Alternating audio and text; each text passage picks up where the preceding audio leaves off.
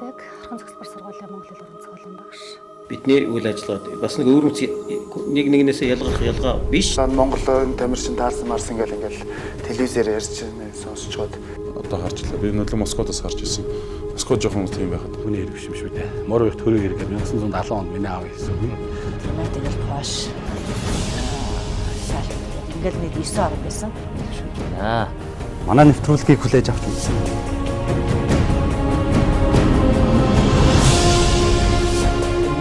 социалист системийн орнууд зүгээр аяад онд юм аваад гэж яхад тэр цагаан цэглэлтийг хүлээж аваасаа гэдэг. Эсвэл энэ зүгээр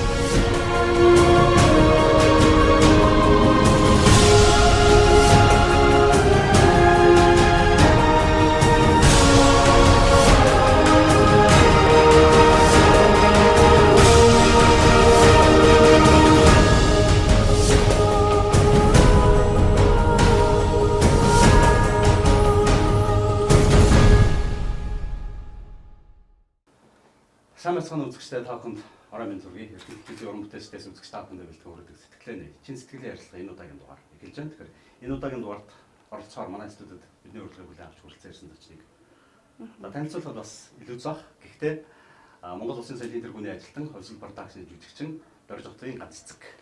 Баярлаа. Сайн байцгаана уу эрхэм хүндэт Эрдэнэт ч үү дээ. Та бүхэндээ энэ өдрийн мэнд хүргэе. Сайн явж байна уу? Сайхан амарч байна уу? Сайн явж байна, сайхан амарч байна. Манай Эрдэнэтэд өмнө олон ирж ирсэн үү? Олон ирж ирсэн. Ямар санагддаг вэ? Эрдэнэ сайхаад маш цэвэрхэн, яг энэ чигээрээ байгаад бүр их баяртай байгаа. Яг юу цэвэрхэн байна? Хүмүүс нь цэвэрхэн байна уу? Хотынх нь одоо орчин цэвэрхэн байна уу? Яг ингэж хэлж байгаа зү. Мэдээж орчин цэвэрхэн байгаа, бас хүмүүс нь их соёлтой, их юм тайван, амгалан, их тийм сайхан мэдрэмж байдаг юм аа. Бол олон дахин ирэх дуртай гэсэн үг байна тийм. Дуртай. Гэтэ ажлын шаардлагаар л ирдэг. Зүгээр амарч ирдэггүй. Ер нь бол амарч бас хайр улс руу гэхээс илүү ер нь өөрсдийнхөө нутгийн өөрсдийнхөө эх орны өнцөг булгамурт очиж үзэх маш чухал юм байлээ. Ялангуяа Эрдэнэт хоттой би бас амарч ирэх юмсан гэж их боддог. Уран бүтээлчдийг соёлын үрийг тархицад гэж ярьдаг шүү дээ. Та бол мэдээж яг өөрийнхөө бүтээлээр өөрийнхөө бүтээсэн дөрүүдээр олон соёлын үрийг тарьж байгаа баг. Гэхдээ ер нь мод тарьдаг. Би амьдралтаа мод тарьж үзээгүй. Миний аав харин бүх аймагуудад мод тарьсан. Монголын анхны оюун инженер, Оросд мастер хамгаалсан их мундаг хүн байсан. Би тийм учраас харин мод тарьдаг гэсэн. Тэгэхээр мэдээж аавтан зориулаад гэдэг юм уу? Хотынхаа иргэдэд зориулаад гэдэг юм уу? Сайхан ногоон дугуй байгуулахыг хүсдэг баг тийм. Хүсдэг энэ миний мөрөөдөл гэхдээ хотод биш. Баян-Онгор аймгийн Баянбул гэсэн хүнд. Миний аавын төрсөн нутаг. Тэгээд амьдралын их мартагдашгүй хүнд хэцүү бас мартагдашгүй сайхан дурсамжууд байдаг тийм үү. Миний хамгийн хүнд дурсамж бол аавыгаа өнгөрөхөд дарханд аваарт ороод аав маань үүд болсон л доо. Тэгэхэд би соёлын их сургуулийг яг төгсгөө диплом өнжиж хамгаалж ирсэн учраас амжиж уулзчаад энд маш их харамсдаг. Айлын 5 хүүхдийн хамгийн хайртай хэрэглүүлсэн охин дундх нь. Тэгээ миний мөрөдөл байдаг юм аа. Тэгээ одоо болтол аавынхаа нутагт очиж үзээгүй байгаа. Баян-Онгор аймгийн төвд нь очиж үзсэн, яг сумд нь очиж үзээгүй. Гэхдээ миний аав өөрөө бүх аймагт мод тарьсан. Байгаль орчны яамны нэгдсэн дараагаар бас олон жил ажиллаж ирсэн. Хөдөөж хүрэх сургуулийн инженерийн анги маш олон сурагч бичсэн. Тэгээд ийм хожуу мэдсэнлээ энэ бүгдийг хөөхд тахта анзаардаг байж тээ. Манай юу гэдэг юм бол өглөө гараад орой ирдэг ч юм уу эсвэл олонгоор өдөө явдаг. Би зүгээр л Баянбулаг сумын хөөхдөд Баянбулаг сумын иргэдэд хизээч сумаа нутаг орноо тий орхиж сайн сайхан амар хэлбэр амьдралыг нийслэл рүү ирэхээр биш яг Баянбулагтай ингээд гоё чин сэтгэлээс үлдсэн залуучууд байгаасаа гэж үдээд залуучуудад хойч үдэн зэрэлж өмөхийг хүсдэг. Энэ миний мөрөөдөл хэлбэр ихсэн хэлж байна. 5 хүүхэдтэй айлын яг дундх нь аавын хамгийн энхри охин ганц цэгт аав нь захиа бичиж үлдээсэн байдаг шүү дээ. Та яг үнцээ. Миний сэтгэл юм. Эсвэл жоохон сэтгэл дөрөнд хөдөлсөн үед явна шүү дээ. Тэндээс юу ойлгодог вэ?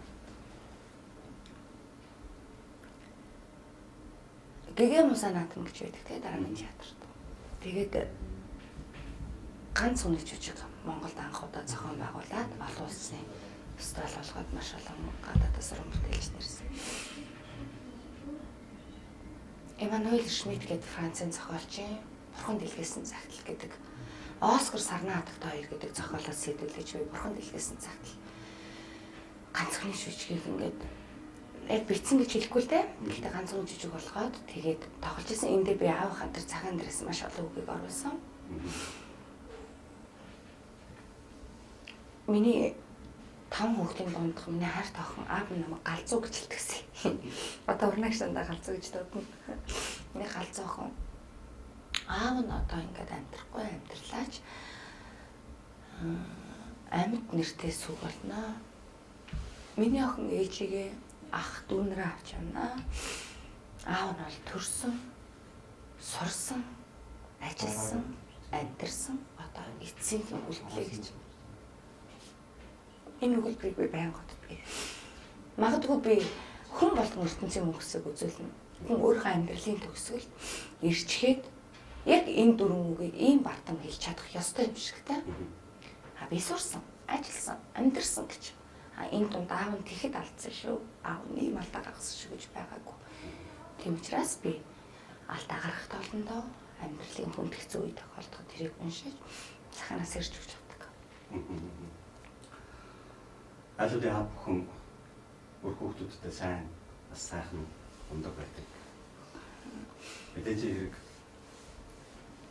аав дэдгээр аав инженер тийм хүн байсан ч гэсэн охиноо сайн уран бүтээлч болно. Магадгүй Монголын ард түмний зүрхэнд нь тархинд нь сайн бүтээл хүргэнэ гэж итгэж байсан байна гэж би ойлгож байна. Манай айгуу дургүйсэн шүү дээ. Яг нь соёлын их сургууль шалгалттай худлаа хэлээд явцсан л нэг тийм юм дээ. Тийм дургүйсэн. Тэгээд нөгөө 10 жил онц сурдаг байсан ангийн даргасан бүлгмийн дарга тэр үед те улаан цэнгэр юм хэмжээтэй тэгэл бүх даргамар хийдэг байлаа. Тэгээд миний охин эдийн засагч болно гэж их ярьдаг байсан. Тэгээд нууцарч үжигчин болцсон. Би одоо хүртэл ингээд аавыгаа боддог шүү. Би өөрөө ягаад ч юм харангийн лавсанг яг Монголд байгаа тийм нэг ганц дуучин гэж боддог байхгүй. Одоо яг Бурхан Тэнгэр бидэнд илгээсэн хэрвээ та нар дуу сонсох ёстой. Ерөөсөө лавсанг сонсгоо илгээсэн юм шиг. Тэгсэн чинь миний аав яг тэгэхэд тэгж хэлжсэн байхгүй яг ингээд яг өөдөөс орж за миний аав Монголд урлаг тий одоо гоё хөгжөөгүй. Тэгээ жинхэнэ урлагийн од болвол айгүй хэцүү. Монголд ганцхан л од байдгийн. Тэгэхээр чи миний аав 60 таа байсан гэх харангийн лавсанг гэж нисэхсэр үстэй гэж яг хэлжсэн байхгүй. Тэгээ тэр байг бодогддог. Тэгээ 60 таа гэж тухайд рок хамтлагийн гоцлол дуучныг тий. Тэгэхээр миний аав бас урлагийн мэдрэмжтэй байсан юм шиг байна. Тэгээд яг хөө тэгээд дургүй байсан дараа нь тэгээд 4 жил сурсан тэр хооронд надтай нэг тийм мэрэгжлийн талаар бол ярьдаг байсан чи ийм уран бүтээлч болоорой гэж хэлдэг байсан чи дурлалын нулимс гэдэг оюутан багтаа тоглосон анхны минь уран бүтээлэг юм тэрэн дээр нөгөө гол дүрэн байдтай ингээд өөдөд сарч байгаа удаах нар ингээд уруулаа нийлүүдээ салдаг байхгүй дахиж би ганцхан тоглосон нэг ч юм үзэхгүй шүү эцэг гэх нь үр хүүхдийнхаа үнсэлцгийг харна гэдэг энэ бол ерөөсө болохгүй юм гэл манай нөгөө хуульчны социализм юм тэгжээсэн. Драмын театр Ховсол продакшнд ганц цэг монголчуудын хэлдгээр захиар хагалсаар л байгаа. Дунд сургуулийг онц төгслөө тухайн үед ангийнхнаасаа соёлын их сургуулийг тэр үеийн хүмүүсийн хэлдгээр улаан дипломтой ганцаараа төгслөө. Хооштой өөр юм дээр захиар хагалсан. Ховсол продакшны уран бүтээлчид нөгөө хувь гэдэг маань юм байна л да. Улсын уран бүтээлч, улсын театр төсөн байгаад улсын театрт ажиллаж байгаа уран бүтээлчд зөвхөн өөрт оногдсон үүрэг ажиллаа хийн. Бид тэр байгууллагатаа жүжигчнэр гэр хийсэн жүжигчнээ хийн. Хувийн продакшн бол бүх талын ажлыг хийн. Тэнд яг юу дутагдаж байна. Энэ учраас манай ганчин хүмүүс санхүү эдийн засгийн сан гэдэг дээд сургуулийн одоо санхүүгийн ангид сурч байна. Би Хотгон Тэнгэрийн сургуулийн хуулийн ангид энэ жил битэр ингээд оюутан боллоо. Хүн өөрийгөө үргэлж хөгжүүлэх хэрэгтэй юм шиг. Яг гэвэл цаг хугацаатай өрсөлдөж байгаа.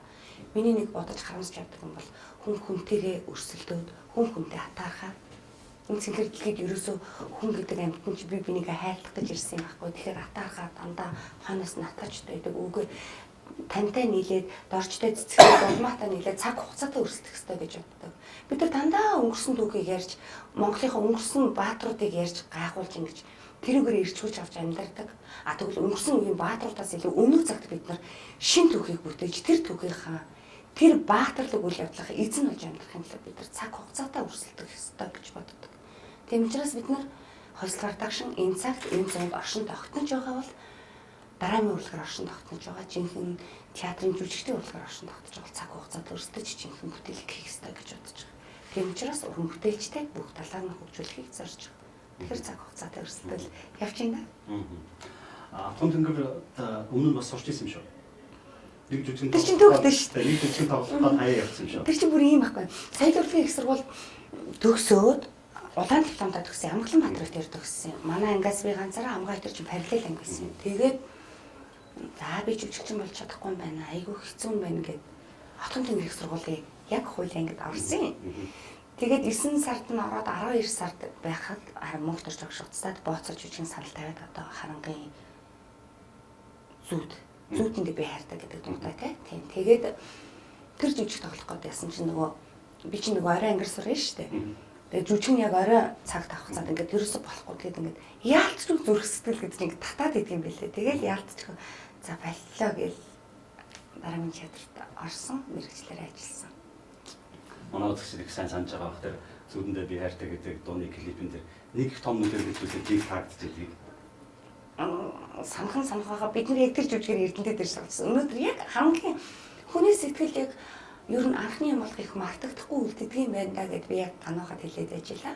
Яг ирээл алхаж байхдаа олон ирсэн мөртлөө миний хамгийн их бооцож жүжигээр ирсэн мартагдахгүй байхгүй юу. Бүгдээрээ яг сэлэн зорчнуудаас гараад тоглолтоо тоглох гол ингээл судаагчтэй Төмрөт ахтай, Төмрөгийг ахтай, Эрдэнэ тогтохтай, Наранбаатар найрлагч ингээ алхахаар ганаа яг энэгээр ингээ алхчихсан. Дөнгөж чадвар 21 настай гэл ингээ яг яриад байжсэн.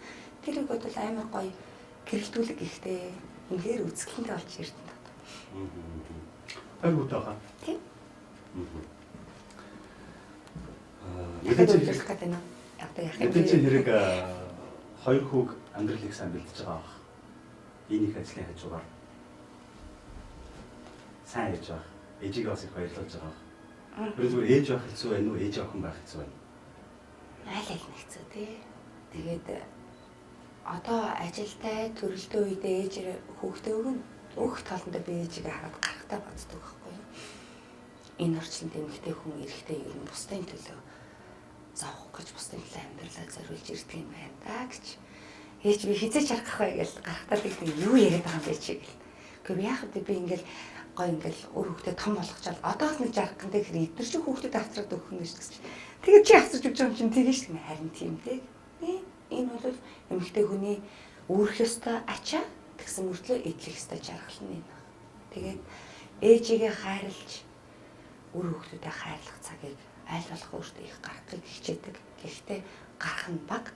Гарсан үедээ бол ер нь чөлөө гарах юм бол банк гэртээ ээжтэйгээ өөр хүүхдтэйгээ хамт байх хичээдэг. Тааш ээжтэйгээ тустай байдаг болохоор ч уцаар л ярих юм да. Заримдаа гинт нэг амар хөрс үед юу гэж яддаг сайн алтцгээ гэдэг байхгүй. Тэгэхээр ээж нэгээд юу болов гэж ингэдэг байхгүй юу. Магадгүй ээжтэн тэр бас их алдаргалтай байдаг гэж магадгүй шүү дээ. Амар нэг ясгаацгээ гэдэг байхгүй юу. Хоёр найз ирж байгаа. Гоё байсан. Хос дөрөв ямар уран бүтээл хийхээр танах өрөнд төлөвлөж байгаа хос продакшн юм. Хос продакшн уран бүтээлийн төлөвлөгөө жилдээ нэг дэлгэц уран бүтээл, нэг театр уран бүтээл. Мөн хос продакшн сая олон уран бүтээлчдийн зар гаргаад тэгээд шалгаруулж авсан залуу уран бүтээлчд.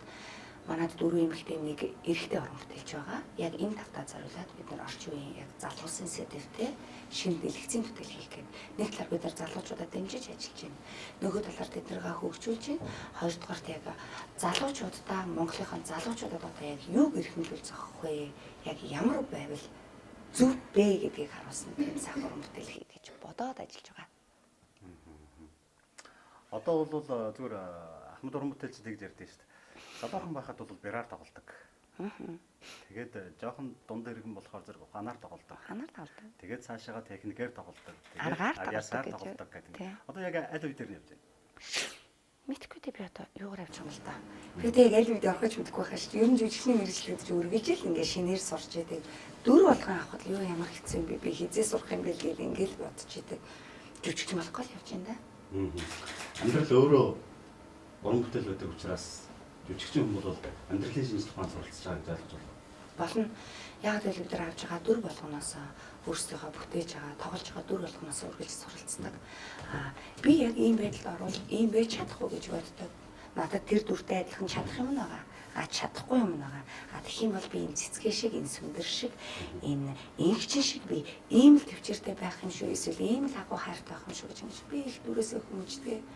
Ялангуяа ганц хүний жүжигийн тэр Оскар гэдэг 10 настай хүүгээс бол маш их төвчээрийг сурч авсан, хүчийг бас авсан. Би дахиад ойлгох гэж байгаа юм зүгээр нэг зүйл асуух гэсэн. Соёлын сургуульд ороход аав дургу байсан. За оюутан байхдаа хийсэн бүтээл дээр бас бүр дургуутсан. Гэхдээ бас сайхан хүүхдээ зохиолч шилдээсэн. Монголын театрын урлагийн хамгийн том наадам, хамгийн том шагнал гэгэмузаад шагнал авчихтаа магадгүй ад мань байсан бол намайг өнөөдөр л хүлээн зөвшөөрөх байсан баг та гэж бодож байсан уу? Бацсан учраас хэлсэн.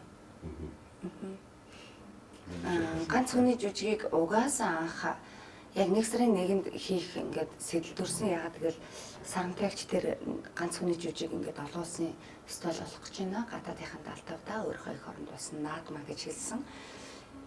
Тэгэхэд л би за би энд орох хэрэгтэй юм байна. Энд ороод би дараагийн театр энэ урлаг яг миний явах зам мөн үү гэдгийг одоо өөрөөр хэлбэл ганц цагаас шалгалт авъя гэж өөртөө амгсан. Хэрвээ чи 3 сарын 27-нд тайзан дээр зогсоод энэ муу цагийн цомыг барьж зогсож чадахгүй бол чи эргэлт буцдаггүй урлагаас хагар 2 хүүгийнхаа л төлөө амьдрал. Хэрвээ чи цомыг барьж зогсож явах юм бол жинхэнэ энэ урлагийнхаа төлөө зүтгэрэй гэж яг өөртөө амласан. Яг 27-нд би цом авсан. Аваад яг хэлсэн. Бурхан эдгээсэн. Түрээ ганц зүйл.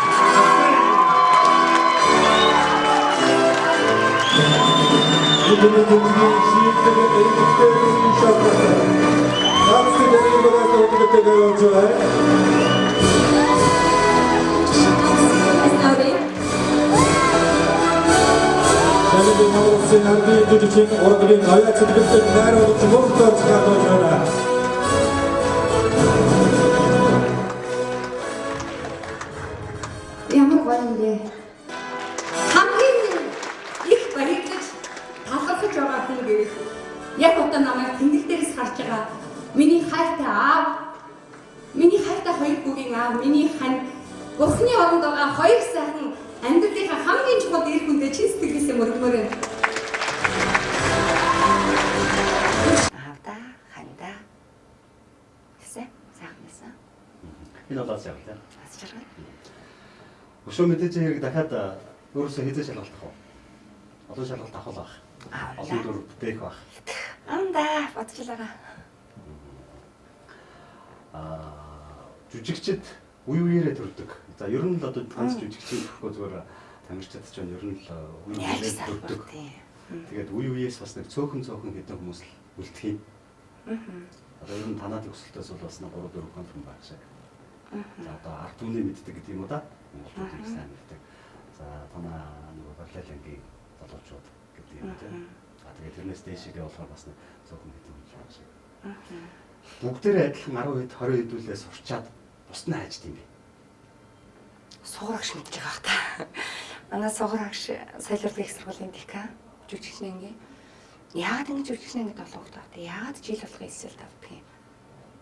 Тэгэхээр зөвхөн хүүхд жүжигчин болдог гэхэд зүгээрээ би жинхэнэ тэр онгодог урлагийг ойлгодог үзэгч бэлтэж байгаа маа.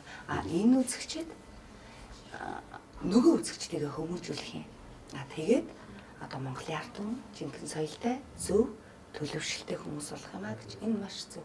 Харамсалтай нэг төр зэсэг олохгүй байгаа нь дэндүү нэгнэлтэй тий. Сайхан ёс зүйгээд нэвтрүүлэг гарсан тий. Бид нар бүгд хамтдаа үзэж сонирхсан. Маш олон сайхан хүмүүс ёс зүй, ёс суртахууны тухай ярьсан. Бас зарим ямар хүмүүс ярьж байна гэж бодохоор байсан. Харамсалтай юм нь хинж соёл урлагийн тухай яриаггүй. Энэ надад их нэгнэлтэй санагдсан. Яагаад гэвэл монголчууд яагаад залуучууд яагаад ийм харгас болсон бэ? Ахмадууд яагаад хүндлэхгүй болсон юм бэ гэвэл хүүхд залуучуудын театр байхгүй болсноос ихтэй гэж би боддог. Энэ нь яг үнэ. Яг л би өөрөө хүүхдээ хасаа лото домгоо бурамдаг жүжигийг энэ тгийн нүдэн зайлаж жүжигийг хүүхд залуучуудын театрт очиж л үзэж тэндээс л би хүмүүжиж за муусарч болохгүй юм байна. Нэгээ нөгөө нэг алдаа дутагдлаар нь доромжилж болохгүй юм байна. Доогөлж болохгүй юм гэж 4-р ангидаа 8-р ангидаа ингээ ухаарч ирсэн. Яг энэ ухаарлыг хүүхдүүдэд олгох байгууллага нь байхгүй болгоцсон. Соёл урлаг гэдэг чинь өөрөө дэлхийд дахнаад ухаан ард түмний оюун ухааны хөгжлийг нийгмийнх нь толин болж харуулж өгдөг. Тэгээ энэ байгууллага байхгүй болчоор тэгээ яаж яс суртахуунтай юм бэ ард түмэнтэй. Тийм учраас соёл урлаг боловсрал гэдэг салбаруудыг маш өндөрт хамгийн түрүүнд авч үзэх хэрэгтэй. Хүн гэдэс үлсгэлэн байж болно. Энэ бол айгүй чухал. Оюун санаанаараа тарих оюунаараа хизээж гуйлгаж юм байж болохгүй. Тэгээ энийг л ойлгох хэрэгтэй. Гизээ садгахаа бодоод идэг. Өнөөдөр та талахгүй хонж болно. Талхны хоронд дин ном авчиад тэрийг уншаад номоороо цадаад явж байвал та өнөөдөр өшөө цаашаа 100 жил амьдрах хоолой болж байгаа. Тийм учраас гэхдээ миний үг сонсоход хүрдэг ч юм уу, ч юм уу хүрхгүй л ахал та. Гэхдээ миний энэ айгүй их эмзэглдэг хэрвээ би гэж үргэлж боддог. Тэгээ хүн гизүүлсэглэн байж болно. Та оюуны тарих ухааныхаа гуйлгаж юм болж хизээж болохгүй гэж лээ. Хотод үзэж болно, тарих үзэж болохгүй тийм. Тэр манай үзэгчид энэ нэвтрүүлгийг үзэж байгаа үзэгчид бас Монгол улсын соёлын тэргүүний ажилтны Хөрсөл продакшны жүжигчин Дорж Утгын ганц цэцгийн хэлж байгаа энэ үгийг бас сайн бодох байх, ойлгох байх. Гэхдээ өнөөдрийн нийгэмд дээр дор хаанчгал байгаа хүмүүсийн биелийнх нь энэ тухайн их төдийлөн бодож амжихгүй байх гэж би бодож байна. Амжихгүй байх гэдэг нь хүмүүсийг бодохгүй байх, ойлгохгүй байх гэж байгаа үг шил дээ. Тэгэхээр нийгэм маань нэг жоохон тийм болчихсон. Гэхдээ нийгэм тийм бай, нийгэм юм байна гэж нийгэмд буруу албагүй. Яагаад гэвэл таач бич нийгмийн нэг гэдээс шүү дээ. Хүжийн гал өгүүлгийг л бот бүгдээрээ те. Ерөөсөө л хүжийн гал. Хүн болгон хүжин. Би яг тэр хүүхэд байхдаа бүр гэртээ бүр тийм хүжийн галаар ном уншиж үзье гэж бодож би яг хийжсэн тэрийг хүж асаагаал тэгээд хүн тэгж их дарамтанд ор тэгж их хатуу гаранд ор ном унших гэж эрдэм сурах гэж мэрэж хахад одоо бүх юм бэлэн байхад залхуураад ээжээсээ ааваасаа сургуулиасаа цогтоод дэмий тэмж байгаа. Энэ бол ерөөсөө тэр хүүхдийн өөрөөр хэлбэл нийгмийн тогтолцооны гажуудаа юм да тий. Тэгэхээр хүчин гал өгүүлгийг би яг хүүдээ бас яг 3 дугаар ангиас нэхлээд ном уншуулъя гэдэг ингэсэн тэгээ уншсан тэгээд ээжээ уншиж болдгийм байх гэд бүр яг ингээ гараад ингэж ирээд ингэсэн. Тэгээ ер нь ном их хүнийг их хүмүүжүүлдэг шүү дээ. Тэгээд номыг их унших хэрэгтэй. Энийг угаасаа хүн өөрөөсөө л болж байгаа. Зарим нь нэг нь яах вэ дээ нийгмээс одоо гинт нөгөө хоёр нийгэм солигдсон. Миний бодлоор хоёр нийгэм солигдоод ихэнх хүн урууцсан шүү дээ. Социализмд бүх юм цалингаа аваад болдог гэсэн чи гинт огцсон юм эдийн засгийн нийгэм ороод ирэхээр зах зээлийн нийгэм ороод хүн сандарсан. Тэгээд үнэхээр нийгмийн солигдолд ороод ингэсэн хүмүүс байгаа. Үнэхээр өөрийнхөө залхуугаасаа өөрийнхөө арчаагүйгээсээ болоод ингээд явж байгаа хүмүүс бас байгаа. Бүх юмыг бас ингээд төр зөрүү нийгэм рүү буруу гэж болохгүй. Би бас боддгийн ардчлал гэдгийг өөртөө ойлгоогүй учраас, мэдрээгүй учраас ингээд буруу явцсан те. Миний нэг ганц боддог. Тэнийг хүн гэж ямар хүнийг хэлэх вэ гэд соёл урлагийн сургуулийн 3 дугаар курс тахт нэг сайн надаас ярилцдаг. Би яг тэгэхэд дотор бодсон. Нэрээ тэнийг хүн гэж хэнийг хэлэх юм бол тэгэл миний яг бодсон. Ерөөсөө л эрхчлөөг хязгааргүй гэж бодсон хүн л хамгийн тэнэг хүн баг гэж хэлсэн. Одоо болтол тэр үг би 19 наснда ямар сэрхий үг хэлж байгааг боддог байхгүй. Яг л тэр л үнэ. Ардчлалын гол эрхчлөөг хязгааргүй гэж бодоод бүгд ингээл тэгээд одоо бүгдээ юу ч хийж чадах байлцсан. Тэгэл нэг ийм хүмүүс хэлсэн. Угаасаа эрхчлөө гэдэг хязгааргүй байж болохгүй. Тийм учраас тэгж бодгол юм бол та тэнэг хүн болно гэсэн үг. Жүжигчид, уран бүтээлчид ер нь за тайзны болоод дэлгэцийн бүтээлд өөрийгөө ер нь зориулж солиослох тохиолдол олон байдаг шүү дээ. Яг өвсөө хасагч гэдэг юм одоо ямар нэг зөв би нэг хэмжиглэхгүй байх гэж бодож байна. Нүдэн дээр ч ер нь асуудал гарч ирсэн. Ямар ганц цэцгээ чи ямар том нүдтэй юм бэ? Энд гарч ирсэн. Нүдээс одлон дөрөс гасдаг ш. Ялангуяа дэлгэцэн өрөмтөлөөс одоо нас өндөр болж тээ. Тэгээд нүдний гал буурсан, бас ээж болсон, их зөөлрсөн. Тийм учраас дэлгэцэн бүтээл бас зөөлөн тийм дүр дэх тогтоож байгаа. Ярин шүү. Жинжима дээр ялангуяа нүдээ зөөл гэж бүтэн сар ингэж битгий гэж огцом ингэж хараад ягайл тэгэл ингээл алгаар ингэж харж марж тасгал гэж хэлсэн. Нэг хэмжиглэхгүй байх гэж бодож асуусан шүү. Үгүй хэмжиглэхгүй угаасаа бид нар чинь олон юмнаас олж хасагдсан шүү дээ. Тэ. Заримдаа түүхэн дөрөөс хасагдчихсан нүднээс олж хасан. Шүлэг бичдэг үү? Бичдэг л баг. Би яагаад тэгж хэлж байгаа вэ? 1942 оноос хойш өнөөдрийг хүртэл Монголын утга зохиолын салбар 43 хүн дөрвөн шагнал гэдгийг хүртсэн байдаг. Тэрний хоёр нь Баян хонгор нутгаас төрсэн. Монгол улсын төрийн сэгэлэлд яруу найрагч чойжилж буй ломсрон хөрөн мөр гэдэг. Хөрөнгө найрал тийм. Хөрөн борхон бүгд аав гэдэг мундаг өгүүлбэр бичижсэн. Тэгэхээр тийм одоо нутгийн угшилтаа гэдэг юм уу гаралтай. Тэгээд нөгөө галзуу гана. Шилэгчдэг байлгүй дээ. Шилэгчгүй. Нөгөө миний дэхлэх сэтгүүлч мэрэгчлээ. Тэгээ отгон гэрх сурал багштай ганчин гэж хүн бэ. Миний абаас шилэгчдэг байсан. Игч маань бол гайгүй шилэгч. Би бол зүгээр тарих оюунд бодогдсон юм аа ингээд сэрүүлээд бичгээр нэг юм юу шиг болчихдаг. Сургаал шиг юм шиг. Нэг тэтэм үг шиг юм шиг тийм болчихдаг юм тийм. Тэрээс яг шүлэг гэж хэлэхгүй. Зүгээр анх 6 дугаар ангидаа бичсэн нэг шүлгээ хизээч мартдаггүй. Тэр нь юусэн гэхээр аав ээжийн ариун сургаал, ах эгчийн алтан үгс, энэл бүхэн надад эрхэм нэгэн эрдэн, эмээ өвөгийн загсан цахиас ачид агшийн заасан ном, энэл бүхэн наддаа эрхэм нэгэн сургаал илээ гэж. Аргасаа баш хийх гэсэн. Мэдгүй нэг юм шиг манай ихч дуу ай эзэн штэ гэдэг гитар дээр дуулаад тийм байсан. Манай үзэгчид бас санаж байгаа ганц эцгийн их чинь ганц юм гэж Монголын үндэсний олон нийтийн телевизийн үчиг хэмнэлтүүдэд Мишель Тэл сэтгүүлийг хөтөлдөг байсан. Бас нэг Монголын нэг мундаг сэтгүүлч юм гэдэг байдаг. Гэрэл дээр уран бүтээлчд гэж хэлж бас болох нь тий. Гэрлээ чи аль 5 хүүхдийн хоёр юм да. Манай ээж багтаа нөгөө юу яасан гэсэн. Анх нөгөө телевиз бааруулаад нөгөө дийлхнээс сургууль орсон явуулах гэж шалгалт өгөх сургуулийн дандаа нөгөө энэ чиглэлээр дээр бүжиглдэг гоё дуулдаг те. Хөдөлгдөг байсан юм байна те. Тэгээ шалгалт өгөх тэмцээд явах гэсэн чинь тэр яг нөгөө адилхан нэртэй арай дээд албан тушаал хэрэгтэй хүний хүүхдийг явуулсан байлээ. Тэр нөгөө курсээс хүүхдүүд ирсэн чинь одоо тухайн бас арай алдуулдаг дээд нь авчигдсан. Тэрнээс би бас урлагийн хүн байх гэсэн шүү дээ. Ярьдаг. Одоо нөгөө би багш нараа гэж байна. Ээж бүр хангах. Ховын чигчтэй энэ тэгэхээр зэрэг халахын анхны хатан баатрын үлгийн нутгийн л. Тийм. Болгоны хангах. Утгагүй ээж хангах. Том утгаа одоо өнөөдрөөс нэг 5-6 хоногоор ирнэ. Ачин. Ачин. За тэгэхээр л битэрийн бас ярих цаг өндөрлөж байна. Тэгэхээр бидний бэлдэж байгаа нэвтрүүлгийг үзэж байгаа эрдэнтийн үзэгчид, эрдэнтчүүдэд, эрдэнэт телевизийн үзэгчдэд надад бас сайхан үг хэлээ. Ягаад гэхээр уран бүтээлчид бол нийгмийн хөгжлийн түвшээр байдаг. Уран бүтээлчдийг харж нийгмийг бүтээж байгаа, нийгмийг бүтээлцэж байгаа залуучууд үзэгчид хүндэлдэг, биширдэг, дахин дураадаг тийм зүйл байдаг учраас манай үзэгчдэд бас санаа сайхан үг хэлээж. Би сайхан үг гэж бодохгүй байна. Зүгээр энэ үгийг өөрөө байх дуртай. Яг одоо та амьсгалж байгаа бол хажууд нь харж байгаа бол хамгийн хайртай хүмүүсээ хайрлаж чадж байгаа бол энэ л танд байхсан хамгийн том зүйл. Хизээч юм ч биш юм. Өнөөдөр та энэ дэлхийд байгаа тэр олон тэр хүмүүстэй хамт нэг гараар амьсгалаад амьд байгаад баярал. Тийм учраас амьд байгаа хорон бүхний амьд нь хайр. Муу битгий сэтгдэг. Энэ аюул юм билээ хүн хажуу найрлах юм билээ. Амьд байгаадаа хамгийн чухал өөр нэгэн хайртай хүмүүстэй өрөөж хайр билж байна. Чухал сайхан үг байлаа. Баярлалаа.